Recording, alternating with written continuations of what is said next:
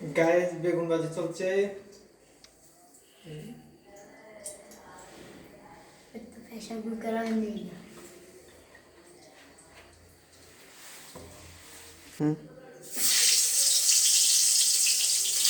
বেগুন ভাজি খাবে।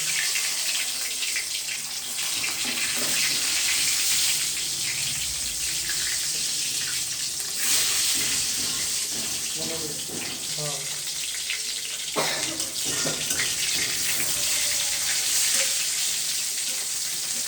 কারা কারা? আচ্ছা দেখছি। ওটা না প্রেশার কুকার খালি হয়ে না। প্রেসার কুকার উত্তর হচ্ছে সমস্যা নেই। প্রায় আমাদের বেগুন ভাজি হয়ে গেছে। সেই বেগুন ভাজি হয়েছে, লাল লাল করে ভেজেছি। এখান দিয়ে আমাদের ডাল রান্না চলছে। এখানে আমরা রেখে দিয়েছি ডাল প্রেসার কুকারে। হুম, আমরা এখন বাত্তার শাক রান্না করব। এখন ডাল রান্না হচ্ছে।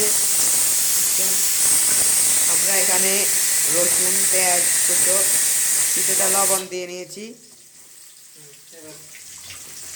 এবার আমরা কিছুক্ষণ হালকা নেড়ে নিব। এটা লাল হওয়া পর্যন্ত আমরা নাড়তে থাকবো। এবার আমরা দেখতে পাচ্ছেন আমরা সিম দিচ্ছি। সিমটাকেও আমরা হালকা করে ভেজে নিব। আমরা কিছুটা পরিমাণ মতো মরিচ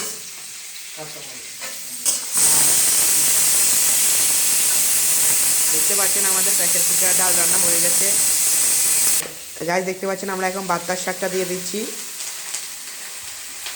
দেখতে পাচ্ছেন কি সুন্দর পরিষ্কার তাজা তাজা বাত্তার শাক। এগুলা কিছুক্ষণ আগে আমরা জমিন থেকে উঠিয়ে এনেছি। এবার আমরা এটাকে 10 মিনিটের জন্য ঢেকে দিব, এটা সিদ্ধ হওয়ার জন্য। এবার আমরা ঢাকনাটা উঠিয়ে নিলাম। দেখতে পাচ্ছেন কিছুটা সিদ্ধ হয়ে গেছে বাত্তার শাক। এবার আমরা কিছুটা নেড়ে দেব।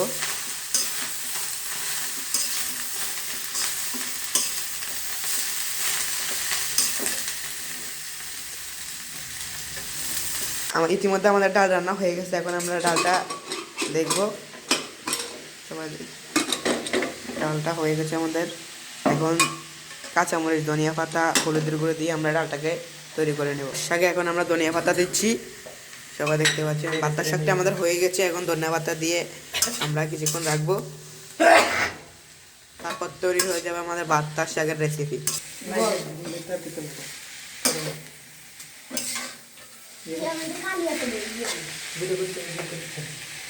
সবাই দেখতে পাচ্ছেন আমাদের রেসিপিটা হয়ে গেছে পাতার শাকের। এখন আমরা তা নামিয়ে নিচ্ছি।